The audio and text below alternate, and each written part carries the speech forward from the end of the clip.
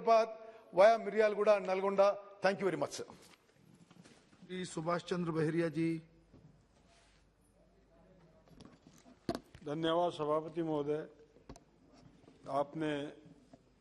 Rail budget पे चर्चा करने का मौका दिया। महोदय जी,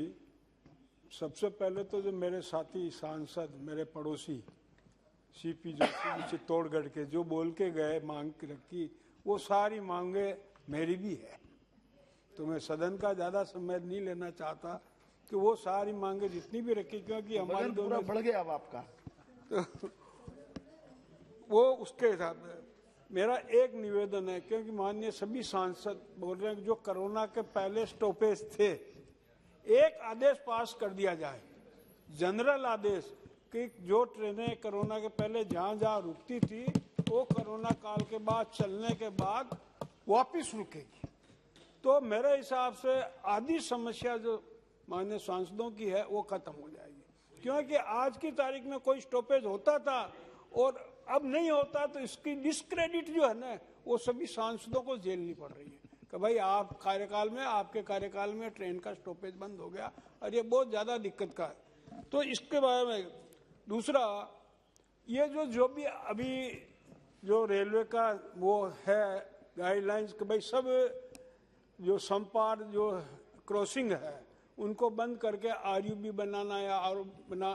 जो भी बनना है, पर कहीं पे भी जहाँ आरयूबी बन रहे हैं तो उस क्रॉसिंग को बंद करने से पहले वहाँ के स्थानीय जनप्रतिनिधि सांसद से जरूर सहमति ली जाए, क्योंकि आरयूबी ऐसे बनते हैं जिससे कोई निकल नहीं सकता, और वो लेवल क्रॉसिंग जो है, लेवल क्रॉसिंग तो बंद कर दिया जाता, आरयूबी से जो आदमी है, आम जन है, वो निकल नहीं सकता और उसके कारण जबरदस्त दिक्कत आती है। आपके रिकॉर्ड में, आपके पेपर्स में तो साहब आरयूबी बना दिया गया, इसलिए लेवल क्रॉसिंग बंद कर दिया गया, लेकिन वास्तव में धरातल में जो वहां का जनप्रतिनिधि उसको मालूम है क्या स्थिति हो रही है कि वहां निकल नहीं सकता। तीसरा,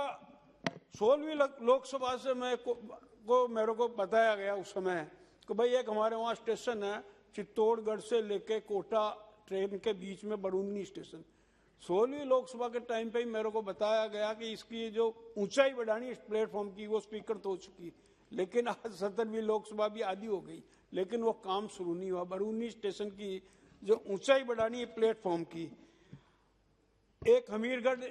स्टेशन है चित्तौड़ भीलवाड़ा के बीच में, उसमें 1 फुट ओवर ब्रिज की अत्यंत आवश्यकता है, क्योंकि सारा शहर उधर है, मेन रोड इधर है, उस कारण से क्रॉसिंग में दिक्कत है। और एक सबसे बड़ा जो मेरे एरिया की बात है, 2012-13 में तत्कालीन प्रधानमंत्री जी ने एक मेमूकोस फैक्ट्री का शिलान्यास किया था। 2012-13 में सीपी जोशी जी उस टाइम पे वहां से मंत्री थे और उन्हीं कारण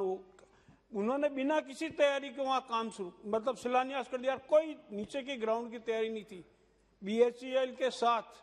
ज्वाइंट वेंचर में MOU किया गवर्नमेंट के साथ, राजस्थान और शुरू किया, लेकिन कुछ भी नहीं हुआ और वो कारखाना तो बंद हो गया जैसा मैंने। तो मेरा आपसे आग्रह है कि उसकी जगह जो भी अगर कोई नया कारखाना रेलवे का आ रहा है, जमीन पड़ी हुई है, क्योंकि मेमूकोस तो वहाँ बनेगा नहीं, लेकिन जो भी दूसरा कोई अगर कारखाना वहाँ लग सके, क्योंकि माननीय तत्कालीन प्रधानमंत्री जी ने उसका शिलान्यास किया था, वो नहीं लगा तो कोई दूसरा लग जाए तो भी एक बार वहाँ की जनता को राहत मिलेगी। और एक जो सबसे काम बहुत हुए हैं मेरे एरिया में, जिस समय 2016 लोकसभा में जब मैं सांसद बना था और आज की अगर वहाँ ट्रेनों की स्थिति देखें तो लगभग 3 गुनी ट्रेनें हो गई है। सेकंड एंट्री सिस्टम प्लेटफॉर्म भी दोनों तरफ मेरे प्लेटफॉर्म हो गए, पहले सिंगल था तो काम, और इलेक्ट्रिफिकेशन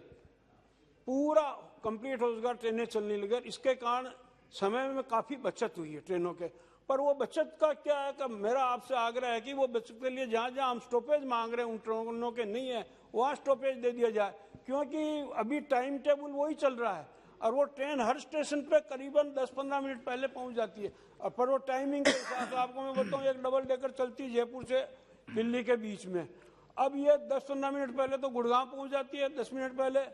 रेवाड़ी पहुंच जाती है, 10-10 मिनट खड़ी रहती है। तो उसका अगर कहीं मांग है या फिर उसके टाइम को कम किया जाए। और जो इलेक्ट्रिफिकेशन की वजह से जो स्पीड बढ़ी है, और मैं 3-4 ट्रेनों के आपसे मिलकर आपको दिया, वैसे व्यक्ति दे चुका हूं मैं, पर उनको कम से कम स्टॉपेज में, क्योंकि हर बार यही कहा जाता है, जैसा अभी प्रिंस राज जी बता रहे थे कि इकोनॉमिकल वाइबल नहीं। अरे इकोनॉमिकल वाइबल तो जब एक बार स्टॉपेज होगा, आप 6 महीने के लिए, जैसे पहले सिस्टम था, पहले रेलवे में सिस्टम था कि कोई भी सांसद मांग करता था तो 6 महीने के लिए टेम्पररी स्टॉपेज देते थे, उसके बाद उसकी रेवेन्यू देखकर फिर डिसाइड करते थे कि ये इकोनॉमिकल वाइबल है। आप स्टॉपेज तो दे ही नहीं रहे हो, और दूसरी ट्रेन के आधार पे जो पैसेंजर चलती है जिसमें कोई चढ़ता नहीं है, उनके आधार पे ये कहते हैं कि भाई ये इकोनॉमिकल वाइबल है। तो आप जो पहला सिस्टम था वो शुरू कर दिया जाएगा, 4-4, 6-6 महीने के लिए एक बार टेम्पररी स्टॉपेज दे दे, फिर अगर वो उस हिसाब से रेवेन्यू नहीं आती है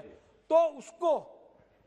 फिर हम भी पब्लिक में कह सके, आम जनता के बीच में, भैया कोई सवारी नहीं बैठती, रुकाने का क्या मतलब। तो इस बारे में ऐसा किया जाए। आपने मुझे बोलने का धन्यवाद, समय दिया, इसके लिए बहुत बहुत आभार, धन्यवाद। Doctor ST Hasan sir. बहुत बहुत शुक्रिया।